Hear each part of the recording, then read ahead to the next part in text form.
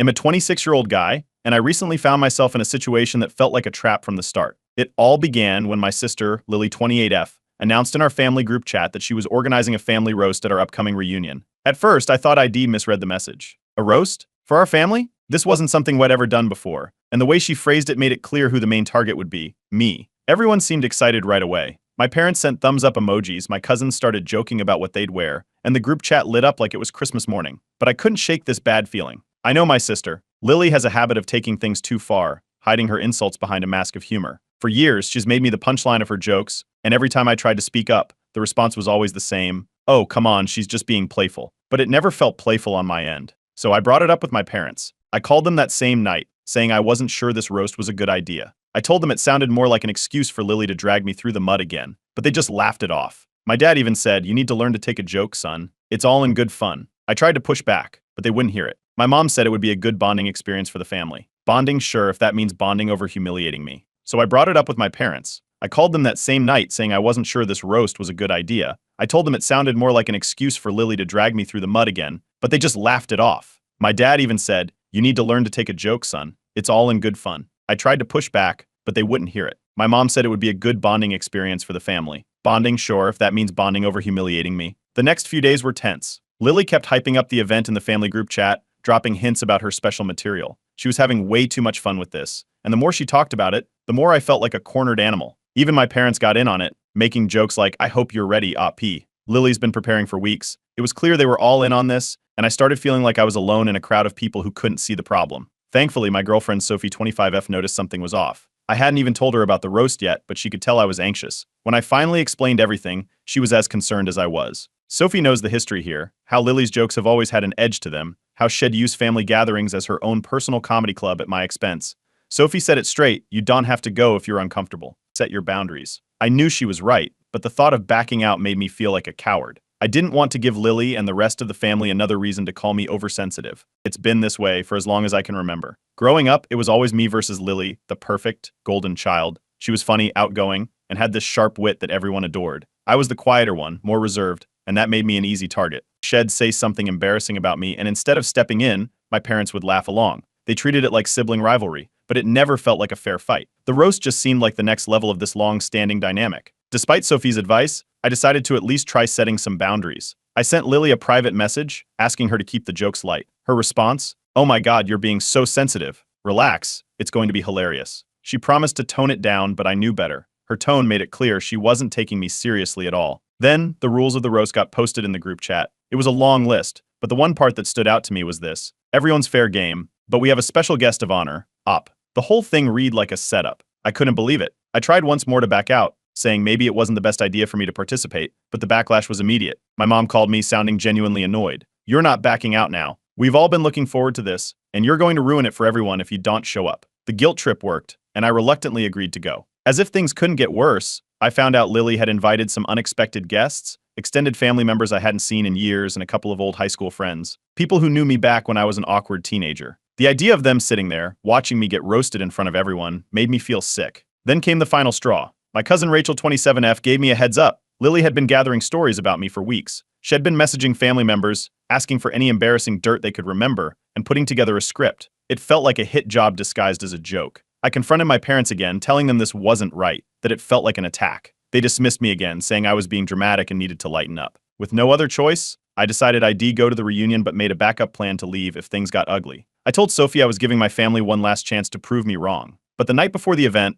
Lily sent a message that hit me like a gut punch: "Can't wait for tomorrow. Finally going to say what everyone's been thinking." At that point, any hope I had left was gone. I knew I was walking into a trap. Update 1. The day of the reunion came, and I went in feeling tense but determined. Sophie was by my side, trying to keep things light. The place was packed, a big rented hall filled with familiar faces. Everyone was in a great mood, and it felt like a real celebration at first. There was music playing, tables set up with food, and my parents were busy making small talk with relatives we hadn't seen in years. For a moment, it almost felt normal. Lily was in her element, moving from group to group, clearly the star of the show. She was laughing loudly, greeting everyone with hugs and jokes. It seemed like the whole room was revolving around her. I spotted a few high school friends Shed invited without telling me, and it hit me again how much effort Shed put into this. I tried to stay calm and told myself maybe I was overthinking it. Sophie squeezed my hand and gave me an encouraging nod. When it was time for the roast, everyone gathered around. My dad called for silence, and Lily stepped up with a big grin on her face, holding a microphone. She started off with some light jokes about our parents, poking fun at their quirks. Everyone laughed, and I felt myself relax a little. It wasn't so bad. She moved on to our younger cousins, making silly jokes about their social media habits. Even I chuckled at a few of those. For a moment, I thought I might have misjudged this whole thing. Then she turned to me. It started small. She shared a childhood story about me getting lost at a theme park because I was too scared to ask for help. People laughed, and I tried to smile along, but I noticed her eyes flicking towards me, watching my reaction. She kept going, bringing up more and more personal stories. There was one about me tripping in front of my entire class during a school play. Another about a girl rejecting me at a dance. The laughter was getting louder, but I felt the room closing in. These weren't the light-hearted jokes Shed made about everyone else. These were targeted, humiliating moments that I hadn't thought about in years. Sophie shifted uncomfortably beside me, clearly sensing where this was headed. I caught my mom's eye, hoping Shed step in and say something, but she was laughing too, making a comment about how I'd always been sensitive. It was like they couldn't see the difference between the harmless jokes and the mean-spirited jabs. Then, Lily pulled out her big punchline, a story about my failed startup. This wasn't just any joke. This was about something ID told her in confidence, during a rough time when ID lost a lot of money and felt like a complete failure. She twisted it into a joke about how ID tried to be the next big entrepreneur and ended up back at square one, living paycheck to paycheck. The room erupted in laughter louder than ever before. I could see the smirks, the knowing looks exchanged by people who had no idea what it had really been like for me. I tried to laugh it off, but I felt my throat tighten. My voice cracked when I tried to make a joke back, and the laughter around me slowly died down. I stood up and said I needed a break. The room fell silent as I walked out, Sophie following right behind me. The shift in atmosphere was palpable. It was like the fun had been sucked out of the room the moment I left. Outside, I pulled Lily aside. I told her Shed gone too far, that this wasn't what we'd agreed on. She rolled her eyes and smirked, accusing me of being a sore loser and overreacting. It's just jokes.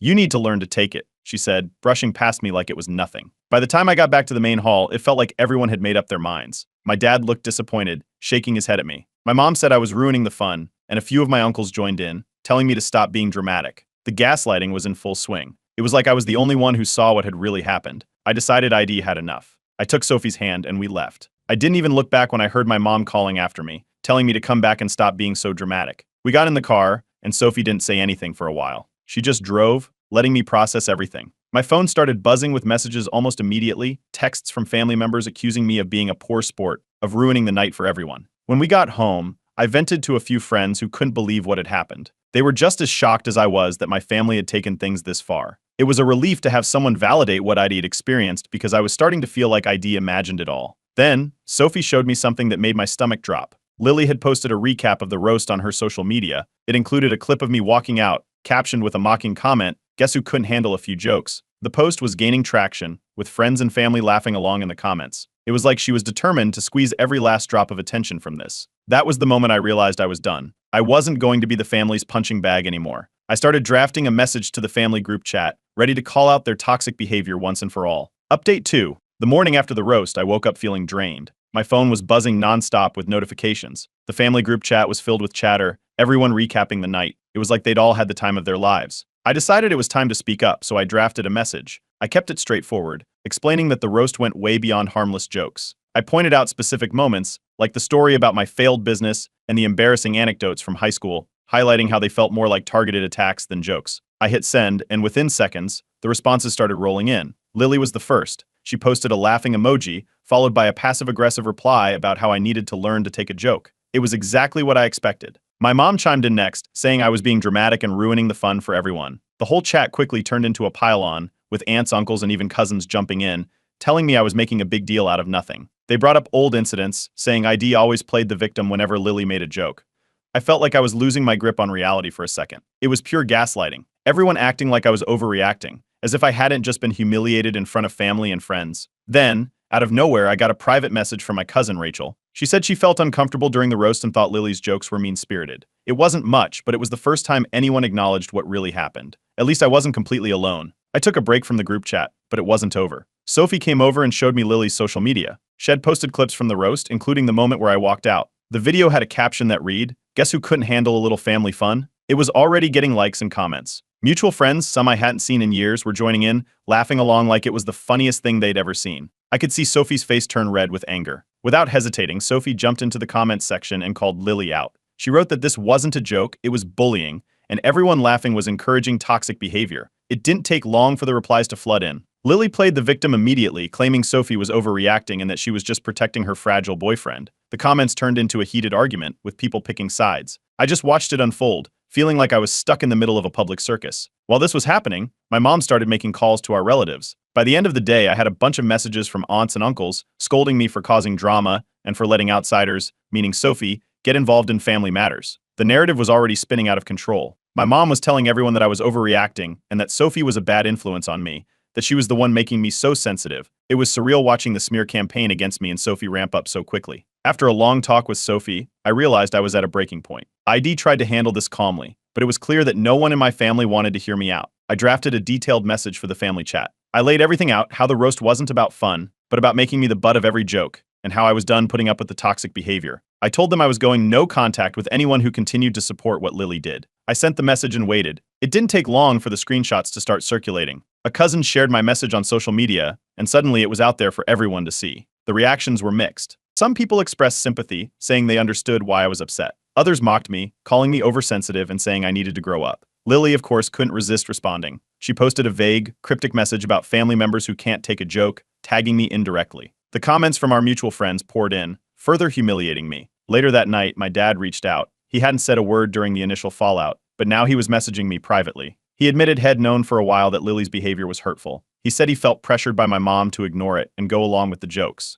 It was the first time I'd ever heard him acknowledge it, but it felt hollow. It didn't change anything now that the damage was done. Then, I got a text from Lily. It was a half-hearted apology. She claimed she didn't realize I'd be so sensitive and ended it with a sarcastic, "I'll try not to be so funny next time." I didn't even have to think about my response. I told her I didn't accept her apology because it wasn't sincere. I informed her I was going no contact indefinitely and blocked her number. The decision to cut ties sent shockwaves through the family. My dad and cousin Rachel quietly expressed support, but most of the family was outraged. The group chat turned into a battlefield of opinions. I left the chat and blocked anyone who tried to pull me back into the drama. For the first time in ages, I felt a sense of relief. I realized how much emotional energy I'd wasted trying to fit into a family that never respected me. Sophie and I decided to plan a weekend getaway, just the two of us, to clear our heads and start focusing on our own lives. It was time to move forward without the constant weight of my family's toxicity dragging me down. Update 3. After going no contact with most of my family, things started to settle down, and for a few days I felt like I could breathe again. Sophie and I even planned a weekend away to escape the noise, but before we could get out the door, there was an unexpected knock. My mother stood outside our apartment, looking frustrated and impatient. I hadn't seen her in person since the roast, and the last thing I expected was for her to show up unannounced. She wasted no time, launching into a tirade about how I was tearing the family apart. According to her, everyone was upset and it was all my fault. She insisted I reconcile with Lily, saying I needed to make things right. I stayed calm, even as her voice got louder. I told her flat out that I wasn't going to discuss Lily anymore. I set my boundaries and I wasn't budging. The look on her face was pure shock. She tried to push her way inside, but I held firm, telling her she needed to leave. She stormed off, muttering under her breath about how I was making a huge mistake. After she left, Sophie sat down with me, reassuring me that standing my ground was the right call. We talked for hours about how toxic family dynamics can be, how my mental health had improved since cutting off contact. It was the first real conversation we'd had in days that wasn't overshadowed by the drama. I felt lighter, like maybe I was finally taking back control of my life. But the peace didn't last long. I got a message from an old high school friend who had recently run into Lily at a party. Apparently, she had been telling anyone who would listen that I was unstable and that Sophie was manipulating me. It was the same smear campaign my mother had started, now being spread by Lily to anyone who would listen. My friend said people were starting to believe her, and it was becoming a topic of gossip in our old social circles. Sophie was furious when I told her. She suggested we send a cease and desist letter to Lily to stop her from spreading lies. It felt extreme, but after everything, I agreed it might be the only way to make her stop. I consulted a lawyer, who confirmed we had enough grounds to take legal action if she continued. The letter was drafted and ready to go, a final warning to end this before it escalated even further. Just as we were about to send it, my dad reached out, asking for a family meeting. He wanted everyone to sit down and resolve this like adults. I was hesitant. The idea of sitting in a room with Lily again, facing all that hostility, didn't sound appealing. But part of me still hoped this could be a chance to finally speak my truth. I agreed, but only on the condition that Sophie could come with me. We gathered at my parents' house. The atmosphere was tense from the start. My dad opened the meeting, trying to keep things light, but it was clear no one was in the mood. I started by calmly explaining my side, how the roast wasn't about fun, but about making me the target of every joke. I barely got 2 sentences in before Lily interrupted, making snide comments and rolling her eyes. It was like she couldn't help herself. Deflecting blame and acting like this was all some big misunderstanding. The argument heated up quickly. I called her out directly, accusing her of bullying and emotional abuse. That's when Lily snapped. She yelled, admitting she'd always been jealous of me, of my independence, of the fact that I wasn't afraid to step away from the family's toxic behavior. She ranted about how she resented no longer having me as the family scapegoat. The room went silent. Even my dad looked stunned. I glanced at my mom, expecting her to say something, to finally stand up for me, but she just sat there, visibly uncomfortable, her eyes darting between us. In that moment, I realized her loyalty to Lily was stronger than her desire to protect me. It was like a final piece of the puzzle clicked into place. I stood up, telling them I was done. Done trying to fix things, done attending family events, done with the toxic cycle. I walked out of the house without looking back, Sophie right beside me. The sense of finality was overwhelming but also liberating. On the drive home, Sophie suggested we move to a new city for a fresh start. It was something Wed talked about before, but ID always hesitated. Now, it felt like the right move. I agreed, and we started making plans right then and there. A change of scenery sounded like exactly what we needed. The next day, I received unexpected messages of support from a few extended family members who had been at the meeting. They apologized for not speaking up sooner, saying they'd seen the favoritism towards Lily for years, but had been too afraid to say anything. It was a small comfort, but it felt like a bit of validation after everything. We sent the cease and desist letter to Lily, making it clear that any more defamation would lead to legal consequences. Within hours, she posted a long, emotional rant on social media, accusing me of betraying the family and calling me ungrateful. It was filled with manipulative language, but this time the comments were different. People started calling her out, pointing out how toxic she was being. It seemed like the tide was finally turning. A few weeks later, Sophie and I found a new place in a different city. We packed up our things and left without telling anyone except for a few close friends. As we drove away, I felt something I hadn't felt in years: hope. It was time to start fresh, far away from the drama, and focus on building a future that wasn't tied down by my family's toxicity. Update 4. The cease and desist letter was sent, and I hoped it would be the end of it. Instead, it backfired spectacularly. Lily took a photo of the letter and posted it on her social media with a long, dramatic caption. She framed it as proof of my mental instability, claiming I was paranoid and trying to silence her. The post quickly gained attention, with dozens of mutual friends commenting, asking if I was okay or implying that I'd gone off the deep end. It was like she was deliberately trying to paint me as the villain. The backlash from my family came almost immediately. My parents called, and before I could even say hello, they were yelling, accusing me of escalating the situation unnecessarily. They didn't care about the months of harassment or the fact that Lily had crossed every boundary. All they saw was me making a scene by taking legal action. I tried to explain that this was a last resort, but they refused to listen, siding with Lily yet again. It was clear they weren't going to change. That's when I made the final decision to go completely no contact with my parents and Lily. I blocked them on every platform, cutting off any way for them to reach me. It felt like closing a door on a part of my life that had been draining me for years. Sophie supported my choice, reminding me that it was the healthiest option for both of us. But Lily wasn't done. She continued her smear campaign, posting edited screenshots and cherry-picked messages to paint herself as the victim and me as the aggressor. Her posts were getting traction, and she seemed to thrive on the attention. Every comment, every share was like fuel for her, even as it deepened the family rift. Amid all the chaos, an unexpected message came through from my estranged aunt, my mother's sister, who I hadn't spoken to in years. She reached out privately, saying she'd seen Lily's posts and was disgusted by what was happening. She shared her own experiences, revealing she had also been on the receiving end of the family's toxic dynamics. She offered her support, validating my decision to cut ties. It was surprising but oddly comforting to know I wasn't the only one who had suffered under the same roof. After talking it over with Sophie and my lawyer, I realized we needed to take it a step further. The harassment wasn't stopping, and it was affecting my peace of mind. My lawyer advised me to file for a restraining order against Lily. It was a difficult choice, but it felt like the only way to protect myself and set firm boundaries. Just as we were preparing the paperwork, I got a message from a mutual friend who worked with Lily. Apparently, Shed had a public meltdown at her office, ranting about the family drama in front of her coworkers. People were starting to notice her erratic behavior, and it was affecting her reputation. For the first time, it felt like her actions were catching up with her. I didn't feel joy, but there was a sense of justice in knowing that she couldn't hide behind her social media persona forever. Then came an email from my mother. It was long, filled with emotional pleas for me to reconcile with Lily. She blamed me for tearing the family apart, saying my actions were breaking her heart. I didn't respond. I knew it wouldn't make a difference. Her loyalty to Lily was unshakable, no matter how badly I'd been treated. We filed the restraining order. The legal process was draining, but I pushed through, knowing it was necessary. The court date was set, and I tried to focus on getting through it. In the meantime, my cousin Rachel reached out again, letting me know the family had held another meeting, this time without me. The topic of discussion: my unhinged behavior. Rachel, bless her, defended me, pointing out the double standards and the favoritism that had been going on for years. It didn't change much, but knowing someone had spoken up for me made a difference. As the court date approached, Lily's social media posts started losing traction. People seemed to get tired of the constant drama. Some of her followers even began calling her out, saying she was obsessed with dragging me through the mud. The tide was turning, and I felt a small sense of relief. Sophie had an unexpected run-in with my mother at a local grocery store. My mom immediately accused her of poisoning me against the family, saying Sophie was the reason I'd gone no contact. Sophie didn't back down. She calmly stood her ground, making it clear that I'd made my own choices,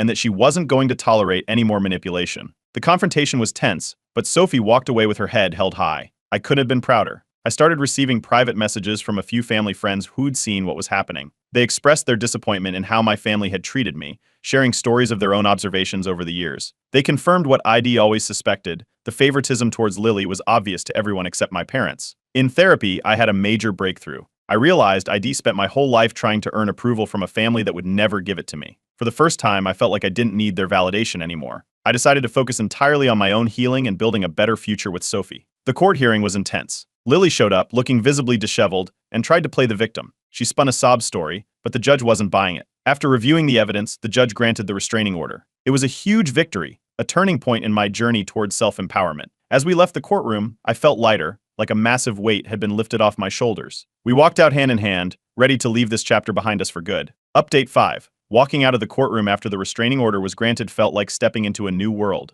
Lily had shown up looking disheveled, clearly trying to paint herself as the victim, but the judge saw through it. When the ruling was announced, she looked stunned, almost as if she couldn't believe her manipulation hadn't worked this time. There was no victory dance from me, just a mix of relief and sadness. This wasn't how I wanted things to end, but it was necessary for my own peace. For the first time in what felt like forever, Lily went silent on social media. Her usual stream of posts, memes, and vague jabs at me dried up completely. It was eerie, like the calm after a storm. A few days later, Rachel reached out, letting me know that Lily had been avoiding family gatherings and seemed to be spiraling. I felt a small pang of guilt, but quickly reminded myself that her actions had brought us here. This was her mess to deal with. A week later, an anonymous letter arrived in the mail. I opened it, half expecting another rant, but it wasn't what I thought. It was from Lily. The letter was surprisingly genuine, filled with admissions of jealousy and insecurity. She acknowledged the hurt she had caused and said she was sorry. It took me a while to process it, but in the end, I chose not to respond. I didn't need to reopen old wounds or seek more apologies. Leaving things as they were felt like the best choice. Not long after, my mother tried one final time to pull me back in. She sent a lengthy message pleading for me to attend the next family reunion. She talked about the need for healing, how the family needed unity now more than ever. But reading between the lines, it was clear she was still prioritizing Lily's feelings, just like always. I replied simply saying I wouldn't be attending and wished her well. Then, I blocked her number. There was nothing left to say. Sophie and I finalized our plans and made the big move to a new city. Packing up our apartment felt like shedding an old skin, leaving behind the constant stress and drama. The fresh start was exactly what we needed. We settled into our new place quickly, and I threw myself into work and rediscovered hobbies I hadn't touched in years. I hadn't realized how much of my time and energy had been drained by the family chaos until it was no longer there. As the weeks went by, I started getting messages from a few extended family members who had initially sided with Lily. They apologized, admitting they'd been manipulated by her narrative. It wasn't a flood of support, but it was enough to feel like I wasn't the villain of the story they'd once believed. It was validation I hadn't expected but appreciated. Therapy was a game changer. I had a breakthrough during one session, realizing I'd spent so much of my life chasing after a family that never truly valued me. Letting go of that need for approval lifted a huge weight off my shoulders. I felt like I could finally breathe without the pressure of their expectations crushing me. With the stress gone, I started thriving. Work picked up, and I made new friends. Sophie noticed the change in me almost immediately. We had more good days than bad, and our relationship felt stronger than ever. We found joy in simple things, cooking dinner together, exploring our new city, even starting a few traditions of our own. One night, after a glass of wine and a long conversation, I decided to share my story on Reddit. I didn't hold back. I wrote about the roast, the smear campaign, the restraining order, everything. I was honest about the pain of going no contact and the difficult journey of healing. To my surprise, the post went viral. Thousands of people commented, sharing their own similar stories. It was overwhelming, but in a good way. For the first time, I felt seen by people who understood what I'd been through. Not long after that, Rachel told me that Lily had resigned from her job. It wasn't a big announcement, just a quiet exit that no one in the family really talked about. It seemed like the tide had finally turned. Without her social media antics, the family stopped defending her as fiercely. The silence felt like the first real consequence Lily had ever faced. Out of the blue, I got a message from my father. It was short and sincere. He apologized for not protecting me from the family's toxicity,